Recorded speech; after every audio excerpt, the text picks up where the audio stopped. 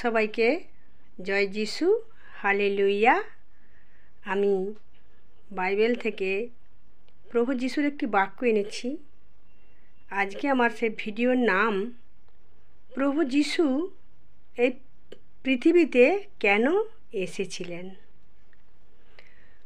তো শুরু করি। প্রভু যিশু পিতার একমাত্র সন্তান, আর পিতা প্রভু যিশুকে এই পৃথিবীতে পাঠিয়েছিলেন যে যাও, তুমি আমার বাক্য প্রচার করো, আর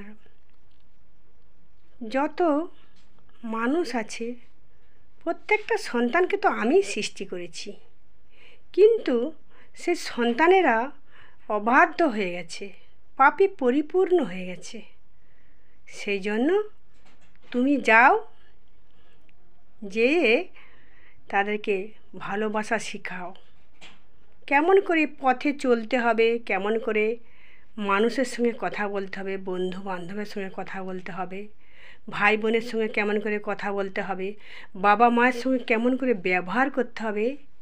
যাও, এই পৃথিবীতে যেয়ে শিখাও, শিখিয়ে দিয়ে আসো। তখন প্রভু যিশু পৃথিবীতে এলেন। আমরা সবাই জানি প্রভু যিশু কেমন অলৌকিকভাবে উনি পৃথিবীতে এসেছিলেন।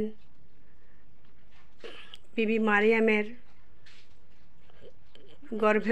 গর্ভে এসেছিলেন। পবিত্র আত্মার পিতা পরমেশ্বরের জ্যোতি থেকে উনি জন্ম হয়েছিলেন। তারপর প্রভু যিশু যখন প্রচার করতেন, সে বাক্যতে নিখুঁত ছিলেন। মানুষকে এত সুন্দর করে বুঝাতেন, প্রত্যেকটা মানুষ বুঝত, কিন্তু যিহুদি নেতা ওনাদেরকে বোঝাতে পারেননি। এত স্পষ্ট করে উনি বাক্য বলতেন, শিখাতেন, কিন্তু যিহুদি যে নেতারা ছিলেন না, ওনারা বুঝতে পারতেন না। তো সেই জন্য আমার প্রভু জেরুসালেমের মন্দিরে, বাকি অঞ্চলে অঞ্চলে, গ্রামে গ্রামে, লোকের বাড়িতে বাড়িতে ঢুকে প্রবেশ করে সেখানে প্রত্যেকটা সন্তানকে উনি শিখিয়েছেন। কত সুন্দর প্রেম, ভালোবাসা, মনে কোনো রাগ নেই, কোনো মন্দ চিন্তা নেই, নর্ম নত সুশীল হয়ে উনি সবার সঙ্গে মিশেছিলেন। পিতার একমাত্র সন্তান প্রভু যিশু, উনি তো পবিত্র। উনি এত পবিত্র যে তার পা থেকে মাথা পর্যন্ত সব কিছু তার পবিত্র, তার পায়ের ধুলাটাও পবিত্র।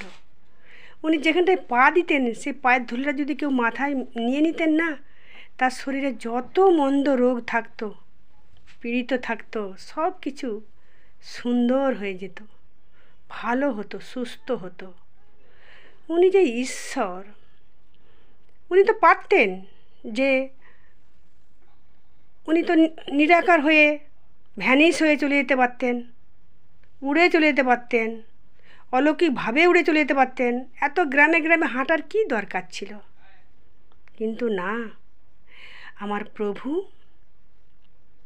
প্রেম শেখাতে এসেছিলেন, কেমন করে বাক্য প্রচার করতে হবে এই পৃথিবীতে শেখাতে এসেছিলেন আমার প্রভু। আর প্রত্যেকটা মানুষকে প্রেম শিখিয়ে দিয়ে গেছেন। অন্য অন্য ঈশ্বররা কী করে? অন্য ঈশ্বর, জাগতিক যে ঈশ্বর আছে, সেই ঈশ্বররা কী করে? যে সন্তানরা দুষ্টুমি করে, যে সন্তানরা পাপ করে, তাদেরকে শিক্ষা দেয়, তাদেরকে কষ্ট দেয়, অভিশাপ দেয়, তাদেরকে শাস্তি দেয়, কিন্তু আমার প্রভু, আমার পরমেশ্বর পিতা শাস্তি দেন না, কাছে ডেকে আনে, হাত বাড়ায়, এসো এসো সন্তানেরা, তোমরা কত পাপ করেছ, আমার কাছে এসো, সব পাপ আমার পবিত্র রক্ত দিয়ে আমি ধুয়ে দেব, এসো। কিন্তু যখনই শুনে যে নামটা হচ্ছে যিশু, তখনই লোক 10 হাত পিছিয়ে চলে যায়। কিন্তু চিন্তা করে দেখো তো, কেউ কারো রক্ত দিয়ে কুশে উঠে তার প্রাণ ত্যাগ করে মানুষের পাপ নিজের কাঁধে নিয়ে কেউ কুশে উঠবে? কেউ উঠবে না। এত যন্ত্রণা, এত কষ্ট, এত বেদনা নিয়ে কেউ কি মানুষের জন্য করবে, চিন্তা করবে? কিন্তু আমার পরমেশ্বরের পিতার আদেশে আমার প্রভু কত সুন্দর, কত কষ্ট সহ্য করেছে। কত লোক চাবুক মেরেছে, 39 বার চাবুক মেরেছে, মাথায় কাঁটার মুকুট পরিয়েছে। প্রভু যিশুর শরীরে রক্ত ঝরে যাচ্ছে, গদগদ করে রক্ত ঝরছে। উনি তবুও কোনো সন্তানকে অভিশাপ দেয়নি, বলেনি এই এই এই এই এই এই অভিশাপ, অমুক তুসুক বলেনি। কেননা উনি মানুষকে ভালোবাসে, প্রেম করে। না হলে কেউ কখনো বলতে পারে যে যখন ওরকম প্রভু যিশুকে নির্যাতন করে হাতে পেরেক গেঁথে, পায়ে পেরেক গেঁথে যখন কুশে টাঙিয়ে দিয়েছে, তখন পরমেশ্বর পিতার খুব রাগ হয়েছে, খুব রাগ হয়েছে। সে বিকট মূর্তিতে যখন প্রভু যিশুর দিকে যখন তাকিয়েছে, সে সন্তানদেরকে তাকিয়েছে, কেউ দেখতে পায়নি, প্রভু যিশু দেখতে পেয়েছে। দেখতে পেয়ে বলছে, পিতো তুমি ওদেরকে কিছু বলো না, ওরা কিছু জানে না, তুমি ওদেরকে ক্ষমা করো পিতা, ওরা জানে না তুমি কে, তোমার কত শক্তি, তুমি জগতে যে কি, তুমি, ওরা জানে না পিতা, তুমি ওদেরকে ক্ষমা করো, তোমার সন্তান হয়ে ক্ষমা করো তুমি। কেউ পারবে? এখন মানুষকে যদি একটা থাপ্পড় মারে, সে তখন 10টা থাপ্পড় মারে। একেই বলে প্রভু যিশু ঈশ্বর। উনি যখন মারা যাচ্ছেন, শেষ সময় দুটো বাণী বলে গেছেন, বাক্য বলে গেছেন,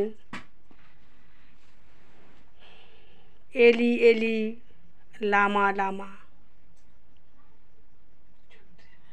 আর তখন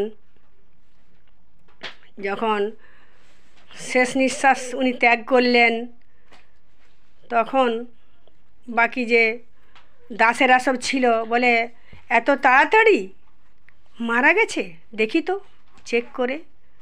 উনি মারা গেছেন, তাও তার বাড়ে, তার ডান দিকের বাড়ে খুঁচে সে মারা গেছেন কি না ওনারা চেক করছেন।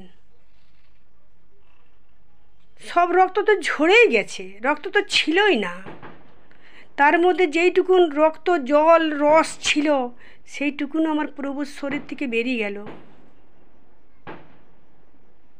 একটুকুনও তাদের মায়া দয়া কিছু হয়নি যে মানুষটা, ঈশ্বরটা, তারা তো ঈশ্বর বলে মানেইনি, যখন চলেই গেছে আর কেন তাকে খুঁজব, কেন তাকে, আর সে তো পৃথিবী ছেড়ে চলেই গেল। মানুষ, মন এত মানুষের কঠিন। তারপর যখন উনি কুশের উপরে ঝুলছিলেন, আর পাশের দিকে রাস্তা ছিল, যখন মানুষরা সব হেঁটে হেঁটে যাওয়া আসা করছে, তো তখন কত মানুষ সন্তানেরা যারা যাচ্ছিল রাস্তায়, তারা মাথা নাড়িতে নাড়িতে বলছে, তুমি না মন্দির ভাঙিয়া দিতে পারো, আর 3 দিন পরে আবার তুমি গড়িয়া দিতে পারো, তো করো, তুমি তো সবার প্রাণ বাঁচিয়েছ, এবার তুমি যদি ঈশ্বরের সন্তান হও তাহলে নিজের প্রাণ বাঁচাও, কুশ থেকে নেমে এসো। তখনও আমার প্রভুকে ছাড়েনি। আমার প্রভু জীবন ত্যাগ করেছেন, তখনও আমার প্রভুকে ছাড়েনি। মানুষের টোন কেটছে, টিটকারি করছে।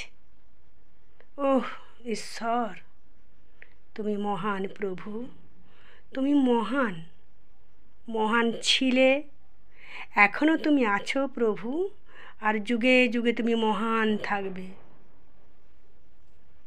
আমার বাক্যটি এই পর্যন্ত।